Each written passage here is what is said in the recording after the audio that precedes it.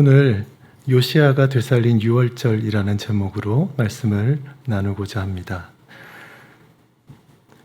오늘 함께 읽은 이 본문은 구약 성경에서도 이스라엘 민족의 그 역사를 써놓은 그 책이 있지 않습니까? 그 역사서 중에서 아주 이제 중요한 사건을 다루고 있습니다. 6월절 이야기를 오늘 좀 할 텐데요. 이제 그 시작을 하면서 먼저 양 이야기를 하나 좀 하려고 합니다. 성경에서 이제 양 이야기는 굉장히 중요하죠. 창세기 22장에 보면 믿음의 조상이라고 하는 아브라함 이야기가 나오는데요. 그때 우리가 잘 아는 이야기가 있습니다. 아브라함에게 하나님이 독자 이삭을 데리고 가서 번제로 드리라, 그런 장면이 있지 않습니까? 여러분 생각해 보십시오. 아들을 정말 어렵게 낳은 아들인데, 심지어 이제 그 아들을 통해서 대대손손 자손이 있게 하겠다고 하시면서 주신 그 아들인데, 그 아들을 번제로 드리라고 그렇게 하나님이 요구를 하셨어요. 말이 되는 겁니까, 여러분? 말이 안 되죠. 정말 말이 안 되는 일입니다. 그러니 그 하나님으로부터 그 말씀을 들은 아브라함이 밤잠을 잤을까요? 제대로 못 잤을까요? 너무 당연하죠. 밤에 잠이 안 왔겠죠. 출발해야 되는데 어떻게 아들을 번제로 드리라고 하냐? 하나님이 줬다가 이렇게 뺏는 게 어딨냐? 이러면서 정말 아마 극심한 갈등이 있었을 것 같아요. 그래도 종들을 데리고 또 아들을 데리고 이렇게 그 모리아 산으로 가지 않습니까? 갑니다. 이렇게 며칠 가다가 종들은 두고 이제 산에 그 아들과 함께 이삭만 데리고 불과 그리고 장작 같은 거, 그런 거 가지고서 이제 올라갑니다. 아버지가 엄청 고민하고 있겠죠. 이게 도대체 어떻게 된 상황이냐? 정말 이 아이를 내가 번제로 드려야 되냐? 하나님이 왜 이러시냐? 사람을 인신 제물로 바치는 거는 하나님이 기뻐하시는 그런 일이 아니고 금지하는 게 분명한데, 도대체 나한테 이걸 요구하는 게 이게 무슨 영문이냐? 그렇게 고민하면서 갔을 거예요. 그런데 옆에 있는 그 자기 아들한테는 그 얘기를 아들한테 물어볼 수도 없잖아요. 이런 난처한 상황을 지금 아브라함이 당했습니다. 그런데 아들도 궁금하죠. 양이 없는데 궁금하니까 물어봐요. 아버지, 번제에 있을 어린 양은 어디 있습니까? 네.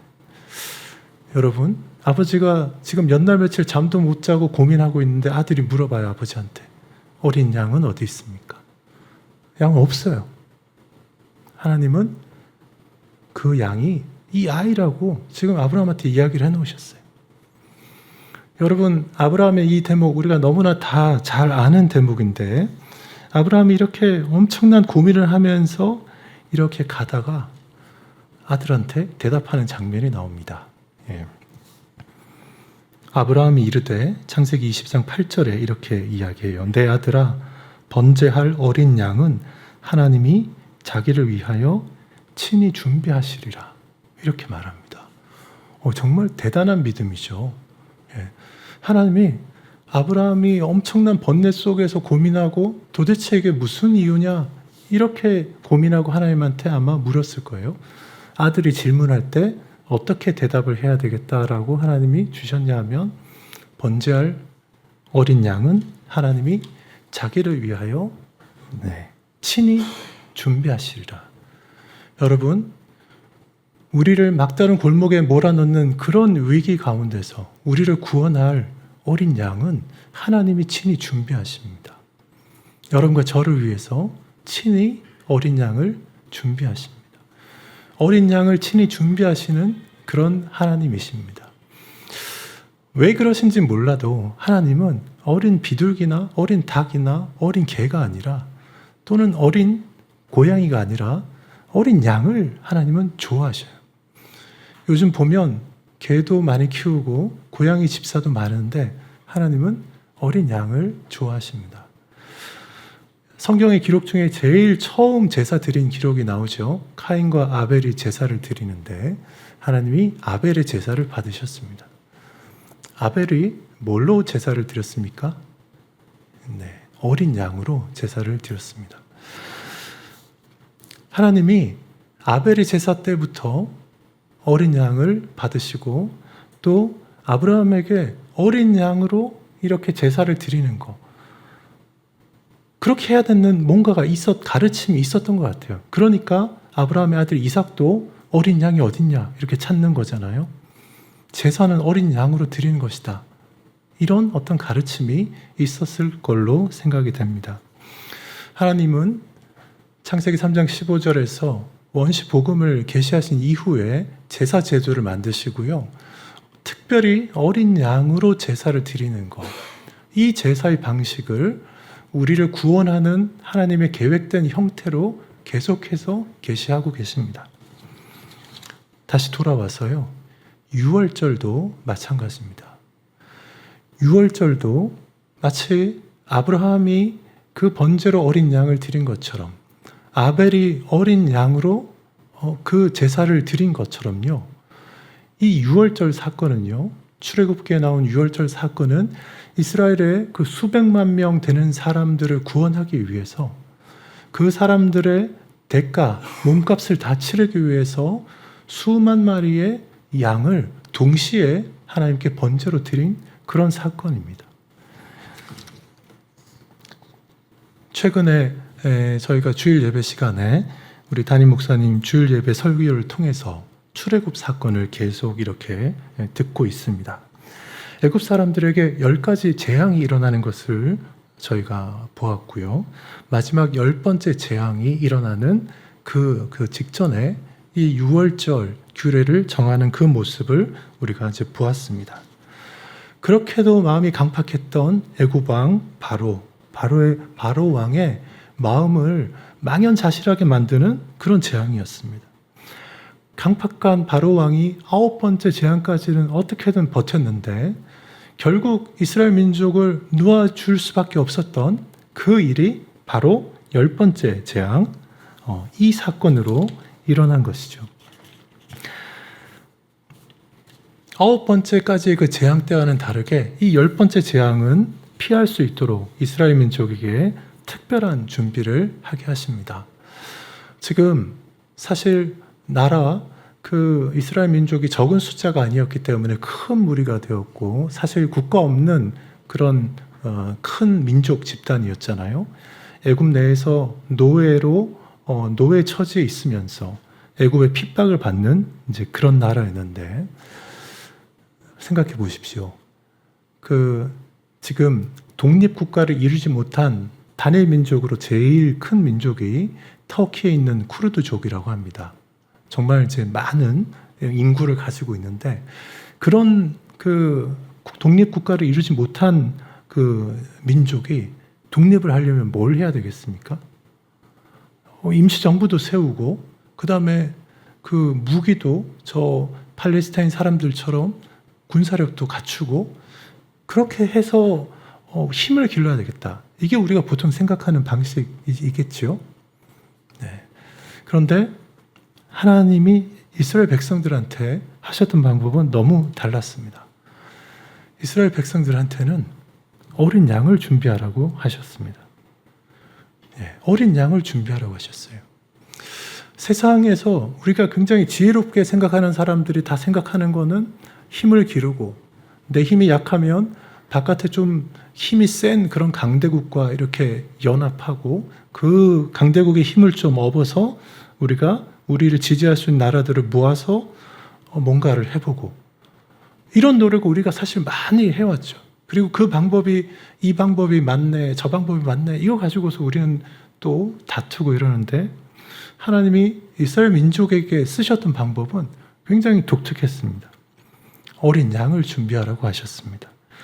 그리고 그날이 이 사건이 있는 그 날을 이스라엘 민족의 새로운 역사의 출발로 삼아서 그 날이 있는 그 달을 첫 번째 달로 아예 바꿨습니다.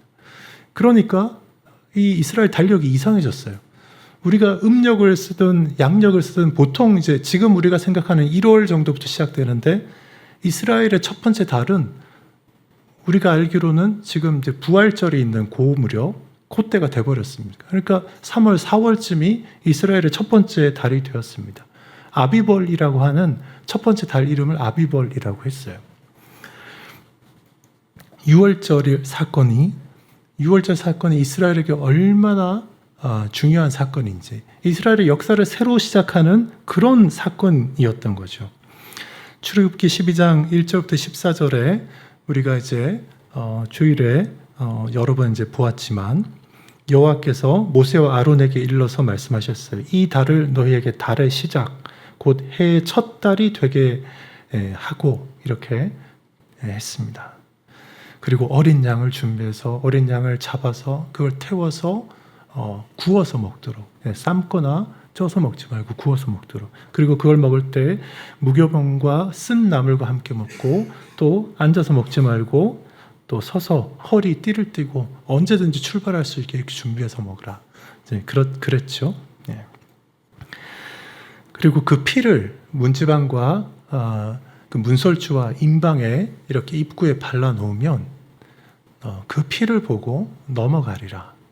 여호와의 사자가 넘어갈 것이다. 그래서 넘어간다라는 그 이제 단어에서 6월 우리말로 이제 6월 유자도 넘을 유자고 월자도 넘을 월자입니다. 그냥 넘어간다라는 의미예요. 영어 단어로는 이제 패스오버라는 말을 쓰고, 그 전에 라틴어로는 이제 파스카라고 합니다. 이 6월절에 신비가 있습니다. 그리고 모세에게 이 6월절 규례를 세우실 때 출애굽기 12장 14절에 보면, 이 날을 기념하여 여호와의 절기를 삼아 영원한 규례로 대대로 지킬지니라, 이렇게 하나님이 명령하셨습니다. 보면 볼수록 이 출애굽 사건은 정말 이스라엘 구약의 역사 중에 가장 중요한 사건이다, 이런 생각이 듭니다. 홍해를 가르면서 그 민족이 바다 가운데를 건너갔던 것, 그것도 마치 세례라고 이렇게 표현하는데, 그 이전에 어린 양의 피를 보고 여호와의 사자가 그냥 지나감으로써 생명을 잊지 않고 이 민족이 보존된 것, 이거 얼마나 큰 사건인지 모릅니다. 그래서 하나님께서 이 날을 여호와의 절기로 삼아서 영원한 규례로 대대로 지켜라, 이렇게 이야기하는 것입니다. 유사일에 이런 사건은 그 이전에 없었고 그 이후로도 없습니다. 모든 사람에게서 태어난 첫 번째 자녀, 장자, 첫 번째 아들, 그리고 모든 가축에게서 태어난 첫 번째 그 장자는 이 어린 양의 피가 발려져 있지 않은 곳에서는 전부 다 죽는 일이 일어났습니다. 하나님의 이 모든 생명이 하나님에게 달려있고, 하나님이 얼마나 전능하시고 크신 분인가를 알게 해준 그런 사건이라고 할 수 있겠습니다. 여러분, 만약에 우리 당대에 이런 일을 한번 겪었다고 생각해 보십시오. 우리는 어린 양의 피를 문설주에 발라서 우리 가족은 안전한데, 우리 민족이 아닌 옆나라 사람들, 우리가 싫어하는 옆나라 민족이 양쪽에 있습니다. 그 중에 어느 한 민족이 피를 바르지 않은 것 때문에 장자가 다 죽었다고 생각해 보십시오. 여러분, 이 엄청난 사건을 여러분 당대에 우리가 잊을 수 있겠습니까? 잊을 수 없을 것입니다. 그런데 우리 기억이라는 것은 정말 약한 것 같아요. 불과 한 세대, 두 세대만 건너가도 이런 기적이 있어도 흐려집니다.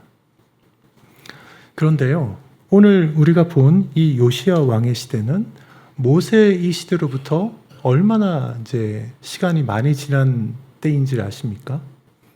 한 800년 정도 지난 후입니다. 800년. 여러분, 800년은 굉장히 긴 시간입니다. 사실 80년만 해도 우리만 해도 그 일제치하에서 무슨 일이 있었는지 다 그냥 잊어버리고 뭐 그런 일이 있었는지 아닌지 잘 모르잖아요. 800년은 정말 긴 시간입니다. 우리나라로 치면 지금 800년 전 하면 고려시대 한 중반쯤 됩니다. 여러분, 우리가 지금 고려 시대에 뭐 생겼던 것들 중에 뭐 지키고 있는 거 하나라도 있습니까? 없죠. 없습니다. 800년은 정말 긴 시간입니다. 그런데 이게 정말 놀라운 거예요. 800년 후에 이 요시야 왕이 유월절을 만납니다. 유월절 만납니다. 이 요시야 왕은요, 사실 좀 불운한 사람입니다. 시대를 좀 잘못 타고났습니다. 시대를 잘 타고 나면 사실 좀 편하게 살고 좀 개인적으로 좀 못해도 국가가 좀 이렇게 강대한 나라에서 이렇게 살 수 있는데요. 이 요시야는 어려운 시기에 태어났습니다. 사실 그 애굽의 노예 생활하다가 이렇게 나왔지만 모세 여호수아 때 이스라엘이 상당히 이렇게 기상을 떨쳤고, 그리고 가나안 땅에 들어가서 이렇게 정복 운동을 하고요. 그리고 사사 시대가 되었고, 그리고 다윗이 나와서 통일 국가를 이루고 다윗 솔로몬 때 최강 대국을 이루지 않습니까? 그러고 나서는 이스라엘 그 국가가 계속 이렇게 내리막길을 갔습니다. 네, 계속 내리막길을 갔어요. 게다가 솔로몬 이후에 나라가 두 개로 갈라졌잖아요. 북이스라엘하고 남유다 이렇게 갈라졌습니다. 북이스라엘은 유다 지파를 제외한 다른 지파들이 다 갔는데, 거기는 왕이 그냥 처음부터 왕이 형편없는 왕들, 하나님을 떠난 왕들이 계속해서 일찍 망했고, 이 남유다는 그래도 하나님을 잘 따르는 사람들이 그래도 많았지만, 그런데 시간이 갈수록 점점 더 하나님을 떠나기 시작했습니다. 요시야 왕은 이 남유다 왕국이 거의 멸망할 때 다 돼서 그 끄트머리에 있는 왕입니다. 국군이 쇠퇴했어요. 이 요시야 왕의 할아버지가 므낫세 왕이었습니다. 그리고 증조 할아버지가 히스기야였어요. 히스기야 왕 때 국군이 쇠퇴하던 거를 잠깐 이렇게 회복한 듯 했었지만, 히스기야 왕이 지나고 나서 므낫세 왕이 들어서면서 므낫세 왕처럼 이렇게 악한 왕이 없었다 할 정도로 므낫세 왕이 악한 왕으로 그렇게 평가를 받습니다. 할아버지가 므낫세 왕이었고요. 아버지는 아몬이라는 좀 우리가 잘 모르는 그런 왕이었는데요. 아버지가 왕이 된 지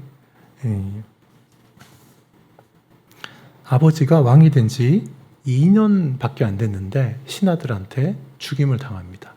신하들이 배신했어요.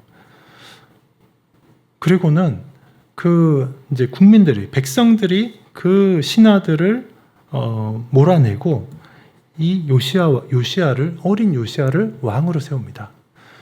요시야가 왕이 됐을 때 몇 살이었을 것 같습니까? 안타깝게도 8살이었어요. 8살. 여러분 생각해 보세요. 8살짜리가 왕으로 추대가 돼서 왕으로 즉위했습니다. 8살짜리가 뭐 할 수 있는 게 있겠습니까? 할 수 있는 게 없죠. 아마 왕실 중에 누가 섭정 역할을 하거나 신하들이 이렇게 해서 아마 했을 거고, 이 8살짜리 어린 요시야 왕은 아버지도 신하들이 배신을 해서 신하들에게 죽었는데, 8살짜리가 얼마나 두렵겠습니까? 그 가족들. 왕은 왕인데 아버지도 2년 만에 그렇게 죽었어요. 뭘 어떻게 해야 될지 알 수도 없는 그런 상황이죠. 평가에 하면 요시야의 아버지인 그 아몬 왕도 하나님의 길로 행하지 않았다고 그렇게 평가되고 있습니다. 그러니 아버지로부터 신앙교육을 제대로 받았을 것 같지도 않습니다. 여러분, 이를 어떻게 합니까? 우리 생각에는 아버지, 어머니, 부모가 신앙교육이라도 잘 시키면 자식이 그래도 신앙이라도 가지면 좋을 것 같은데, 여기 보니까 그런 상황도 아니에요. 8살짜리가 왕이 됐습니다. 여러분, 얼마나 절망적이고 얼마나 두렵고 그렇겠습니까? 자세한 묘사가 성경에 나와 있지 않아서 사실 요시야 왕이 그 어릴 때 어떤 생각을 가지고 뭘 했는지 알 수는 없습니다. 그 가정에서 또는 혼자 있을 때 그 요시아의 어린 요시아 왕이 그 내면에서 무슨 고민을 했는지, 무슨 생각을 했는지 이런 건 없습니다. 그런데 놀라운 기록이 있습니다. 오늘 우리가 읽은 본문의 그 앞장에 34장 3절에 보면 아직도 어렸을 때 곧 왕위에 있은 지 8년에 8살에 왕으로 즉위했는데요. 왕이 돼서 이제 8년이 됐을 때, 그러니 이제 8살 때 즉위해서 횟수로 8년이 되니까 15살, 중3 나이쯤 됐을 때, 그때 그의 조상 다윗의 하나님을 찾고, 이런 표현이 있습니다. 짧은 몇 문장 안 되는 표현이지만 이 요시아가 자기 조상 다윗의 하나님을 찾았다, 이렇게 되어 있습니다. 얼마나 뭔가를 제대로 교육을 받아서 그랬는지는 모르겠어요. 그러나 분명한 것은 자기 조상 다윗의 하나님을 찾았다. 일단 방향이 옳았다라는 겁니다. 바알과 아세라 이런 거 섬기지 않고요, 자기 조상 다윗의 하나님을 찾았다, 이렇게 되어 있습니다. 15세 때. 그리고 즉위한 지 제12년에는 유다와 예루살렘을 비로소 정결하게 하여, 이렇게 표현이 있습니다. 12년이니까 이제 만 19세쯤 되었을 때 유다와 예루살렘 지역을 정결하게 하는 작업을 했습니다. 나름대로 뭔가 거룩하게 해야 되겠다. 우상 숭배를 하지 않고 하나님 앞에 정결하게 해야 되겠다, 이런 생각이 있었던 것 같아요. 15세 때 다윗의 하나님을 찾았고 19세 때 유다와 예루살렘을 정결하게 했다는 겁니다. 정결하게 했다고 하는데 이게 뭘 했다라고 하는지 34장 그 뒷부분 4절에서 6절에 보면 있습니다. 아버지 때에, 그리고 그 할아버지 때에 만연했던 바알의 제단을 헐어버렸다. 또 태양상들을 찍어서 없애버렸다. 아세라 목상들과 각종 우상의 조각과 조형물을 가루로 만들어버렸다. 이방 제사장들의 뼈를 제단 위에서 불살라버렸다. 그리고 그 일을 예루살렘뿐만 아니라 예루살렘 사면의 므낫세, 에브라임, 시므온, 납달리 지파의 그 땅들, 사면 황폐한 성읍들에서도 그렇게 했다라고 기록되어 있습니다. 정말 나름대로 열심히 한 것 같습니다. 아몬 왕 아버지, 므낫세 왕 할아버지 때 볼 수 없었던 그런 신상을 파괴하고 우상을 몰아내는 그런 일을 했습니다. 그런데요, 그런 일을 열심히 했음에도 불구하고 이때까지 이 요시아가 가지고 있었던 하나님에 대한 지식은 굉장히 파편적이고 단편적이었던 것 같습니다. 이때까지만 해도 유월절 몰랐던 것 같습니다. 하나님을 섬기겠다는 마음이 있었어요. 자기 조상 다윗의 하나님 얘기 들은 건 있을 테니까. 왜 그렇게 우리가 생각해 볼 수 있냐 하면 19세 때 즉위 후 18째 해에 왕이 된 지 18째 해에 무슨 일이 있었냐면, 그런 이제 나이가 27살쯤 될 때죠. 그때 여호와의 전, 하나님의 성전을 수리하게 했습니다. 성전도 나라가 이렇게 쇠락해 가면서 성전 관리가 제대로 이제 안 되고 있는 그런 상황이었는데, 그 성전을 수리하고 성전을 관리하고 이렇게 하던 차에 그 신하들 중에 누군가가 여호와의 율법책, 모세가 전한 여호와의 율법책을 발견했다라는 기록이 있습니다. 모세 오경 보통 말하는 것입니다. 모세 오경의 그 두루마리 그 서책을 발견했다라고 합니다. 그리고는 그 율법책을 요시아가 읽었습니다. 그리고는 엄청난 충격을 받은 그런 광경이 이렇게 나옵니다. 그 율법책을 보면서 요시아가 정확하게 판단했습니다. 여호와의 말씀을 지키지 않아서 우리가 이렇게 저주를 받아서 우리가 이렇게 몰락했구나. 하나님 우리에게 큰 진노를 퍼부으셨구나. 이걸 깨달았습니다. 그래서 요시야가 당시에 알려져 있던 여선지자 훌다라는 여선지자가 있었는데 훌다에게 신하들을 보내가지고 하나님의 뜻이 무엇인가 물어보라고 했습니다. 그래서 신하들이 가서 훌다라는 여선지자에게 물었는데 훌다는 이스라엘의 그 죄 때문에 이런 죄악이 온 것이고 나라가 이렇게 쇠락하고 있다라는 그런 말을 했습니다. 그러나 요시야 왕은 이렇게 겸손하게 하나님을 찾는 그런 모습을 보여주었기 때문에 요시야 왕 생전에는 나라가 멸망하지 않을 것이다. 그런 답을 훌다가 주었습니다. 여러분, 요시야 왕이 그 말을 듣고 자기 생전에는 그런 모습을 보지 않겠지만 그러나 하나님이 이 민족을 향해서 예정하신 것이 멸망이다. 이 사인을, 이 메시지를 들은 거예요. 얼마나 답답하겠습니까?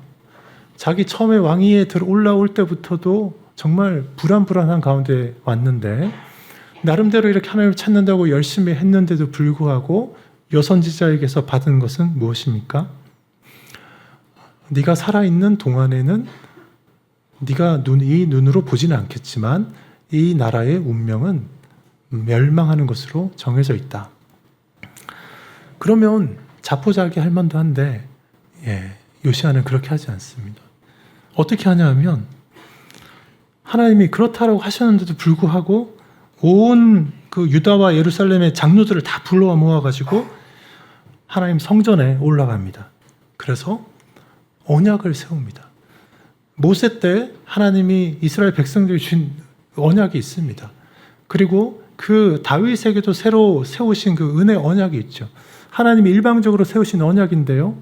여기 보면 요시야가 어떻게 하냐 하면 그 언약을 우리가 지키겠습니다. 그 언약을 우리가 지키면서 살겠습니다. 그러니 우리를 버리지 마시고 우리를 도와주시고 구원해 주십시오. 이렇게 매달립니다. 하나님이 선지자 훌다를 통해서 분명히 말씀하셨는데도 불구하고 그거를 돌이켜달라고 다시 언약을 맺고 언약을 세웁니다. 요시야가 어릴 때부터 정말 그 위태로운 가운데 자라면서 다른 건 몰라도 하나님한테 매달리는 거는 배운 것 같습니다.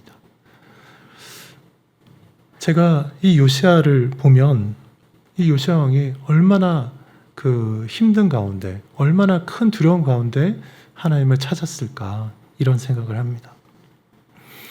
하나님이 장래에 대해서 알려주셨는데도 불구하고 너네 나라 망할 거야 알려주셨는데도 불구하고 그냥 매달리는 거예요.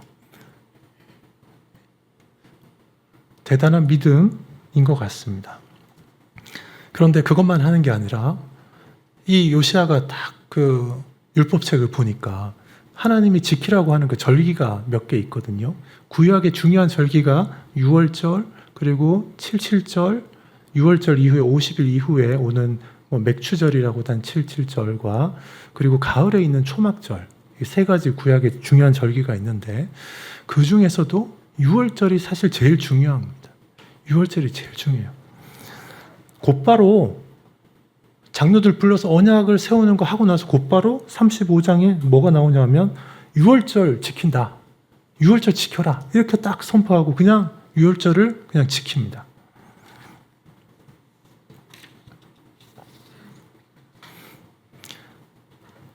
(6월절을) 지키는 그 모습 이렇게 보면요 1절에 보면 오늘 우리가 이제 같이 읽은 그 본문이잖아요. 요시야가 예루살렘에서 여호와께 6월절을 지켜 첫째 달 14째 날에 6월절 어린 양을 잡으니라. 네. 요시야가 그냥 지켰다 이렇게 나옵니다. 네. 왕이 제사장들한테 직분을 맡기고 격려해서 직무를 수행하고 하고 또 레위 사람들한테 제사장과 레위 사람들이 이 역할을 해야 되니까요. 역할들을 다 나누어 가지고 이거 해라. 이걸 딱 해버립니다. 예. 다윗의 글과 솔로몬의 글을 준행해서 그 레위 지파 족속대로 반열을 따라서 스스로 준비하라. 이렇게 하니까 질서대로 이렇게 쫙 합니다. 왕이 마음 먹고 하자고 하니까 6월절을 이제 대대적으로 지키게 되었습니다. 얼마나 하나님 앞에 간절한지 그 마음이 그대로 드러나는 것 같습니다. 6절 마지막 부분, 6절에 보면요. 스스로 성결하게 하고 유월절 어린 양을 잡아 너희 형제들을 위하여 준비하되 여호와께서 모세를 통하여 전하신 말씀을 따라 행할지니라. 유월절 어린 양이 필요하다라는 거 이렇게 이해하고 있는 겁니다. 하나님이 유월절이라는 이 놀라운 사건을 일으키시는 크고 능한 능력이 있는 분이다라는 것도 알지만요. 유월절에 어린 양이 필요하다라는 거 알고 있는 겁니다. 우리가 유월절에 나는 베지테리언이기 때문에 각종 좋은 야채 가지고 나가야지. 이거 안 됩니다. 하나님이 정해놓으신 걸로 가야 되죠. 어린 양을 가지고 나가는 겁니다. 우리는 이제 종종 세상의 이 지식을 가지고 내가 생각하기에 좋은 거, 이게 좋으니까 이걸로 해야지 이렇게 생각하는 경향이 있는데 하나님이 정해놓으신 게 있습니다. 그리고 그게 율법 책에 있기 때문에 그걸 딱 지켜서 나가는 것이 필요합니다. 요시야가 자기 인생에 이 율법책을 발견하고 유월절이라는 이 절기를 지킬 수 있는 그런 계기가 만들어졌다라는 걸 얼마나 좋아했는지 7절, 8절, 9절에 그걸 보면 알 수 있습니다. 7절, 8절, 9절에 보면 요시야가 또 이제 그 이스라엘 백성들이 유월절을 드리기 위해서 제물을 얼마나 많이 내어놓는지 그거 묘사가 되어 있습니다. 7절에 보면요. 요시야 왕이 백성들에게 어린 양과 어린 염소 3만 마리를 내주었습니다. 수소 3천 마리를 유월절 제물로 내주었습니다. 방백들도 백성과 제사장과 레위 사람들에게 제물을 내주었다라고 되어 있고 또 하나님의 전을 주장하는 자 힐기야, 스가랴, 여히엘이 제사장들에게 양 2,600마리, 수소 300마리를 유월절 제물로 줬다고 하고 레위 사람들의 그 지도자들도 레위 사람들에게 양 5,000마리, 수소 500마리를 유월절 제물로 줬다고 합니다. 제물을 대량으로 바치는 이제 그런 행위가 가끔 있었는데요. 예를 들어서 다윗 솔로몬 시대에 번제, 1,000번제를 드리는 그런 장면이 있습니다. 1,000번제라고 하면 1,000번 나눠서 한 마리씩 드리는 게 아니고 1,000마리를 한꺼번에 태우는 이제 제사입니다. 1,000마리가 소 1,000마리가 한꺼번에 번제로 드려지면 얼마나 그게 엄청나겠습니까? 그런데 여기 보십시오. 이렇게 해서 요시야 왕과 그 방백들과 하나님의 전을 주장하는 사람들과 이런 사람들이 쭉 내놓은 것들이 다 보면요. 숫자가 엄청납니다. 양과 염소가 37,500마리 그리고 수소가 3,800마리입니다. 이거 유월절이 뭐 하는 겁니까? 이 가축, 양과 염소, 소를 잡아서 그걸 옛날에 있었던 800년 전에 있었던 유월절 사건을 생각하고 기념하면서 그때처럼 구워서 먹는 거잖아요. 네, 구워서 먹게 합니다. 여러분 고기 한 번에 얼마나 드실 수 있습니까? 요즘 식당에 1인분이 예전에는 200g이었는데 요새는 180g, 150g 줄인다고 하더라고요. 소 한 마리 잡으면 200g씩 먹으면 1000인분이 나옵니다. 1000인분. 한 200kg쯤 되거든요. 그리고 그 염소 좀 큰 거 잡으면 그게 한 125인분 정도 나옵니다. 그래서 소를요 제가 계산해 봤어요. 소 3,800마리 이렇게 하면 380만 명이 200g씩 먹을 수 있습니다. 정말 엄청난 적입니다. 그러니까 양과 염소까지 이렇게 했기 때문에 200g씩 먹으면 850만 명이 먹을 수 있더라고요. 그 당시 인구가 얼마였는지 정확히는 모르겠습니다. 이것을 보고 성경 기자는 이렇게 많은 사람들이 한꺼번에 참여하는 유월절 절기 제사는 없었다. 그렇게 이제 기록하고 있습니다. 참고로 므낫세 왕의 고 선대였던 이제 증조 할아버지에 해당하는 히스기야 왕 때도 유월절을 드렸었는데요. 그때 히스기야 때 잠깐 그 부흥이 있으면서 그때도 이제 많이 드렸지만 요시야 왕이 드린 것처럼 이렇게 많이 드리지는 못했습니다. 요시야 왕이 8살의 왕이 됐습니다. 얼마나 막막한 상황에서 왕이 됐겠습니까? 어떻게 이제 그 15살까지 버텼는지 사실 상상이 되지 않습니다. 그러나 분명한 건 15살 때 자기 조상 다윗의 하나님을 찾았다라고 되어 있고, 그 방향으로 갔어요. 비록 하나님을 아는 지식이 좀 많지 않았지만 방향은 옳았고 하나님께 매달렸습니다. 그러다가 율법책을 찾아서 그 율법책을 읽으면서 하나님의 뜻이 이거구나, 이거 알게 됐습니다. 27살 때. 그리고 유월절 내가 지켜야 되겠다. 이게 정말 중요한 거구나. 사실 유월절이 이스라엘 절기 중에 제일 중요한 것이고, 그 유월절은 신약에 가면 뭐와 연결되냐 하면 어린 양 예수님과 연결됩니다. 그게 우리 신앙에 제일 중요한 거거든요. 하나님께 간절히 매달리고 특히 다른 거 아니라 어린 양이 중요하다라는 거 요시야 왕이 알았던 것이죠. 그래서 저주나 재앙이나 또 국가의 패망이 예언되었음에도 불구하고 포기하지 않고 스스로 겸비하고 언약을 세우고 유월절도 지키고 그러면서 하나님께 매달리고 이런 자세를 요시야 왕이 보여주었습니다. 요시야 왕은 하나님께 복을 받았습니다. 말년에 전쟁에 나가서 부상을 당해서 사망하지만 그 부분이 조금 안타깝지만 31년 동안 통치하면서 하나님을 가까이 한 왕으로 이렇게 역사에 남아 있습니다. 여러분, 얼마나 간절하게 이 요시야 왕이 유월절을 찾았을까 생각해 보십시오. 세상 살면서 막막한 게 있으면 내가 가는 길이 이렇게 잘 열리지 않고 어렵고 답답할 때, 누구도 나를 구원해 줄 수 없을 것 같을 때, 스스로 헤어날 어떤 길을 찾기가 너무나 어려울 때, 그럴 때 우리에게도 동일하게 이런 유월절이 필요합니다. 여러분, 우리를 구원하시는 하나님의 그 유월절 사건을 이렇게 묵상하고 고대하십시오. 예수 그리스도가 우리의 유월절 어린 양 되십니다. 이런저런 우리의 세상적인 논리로 설명할 수 없고 답을 낼 수 없는 것들이 많이 있을 수 있습니다.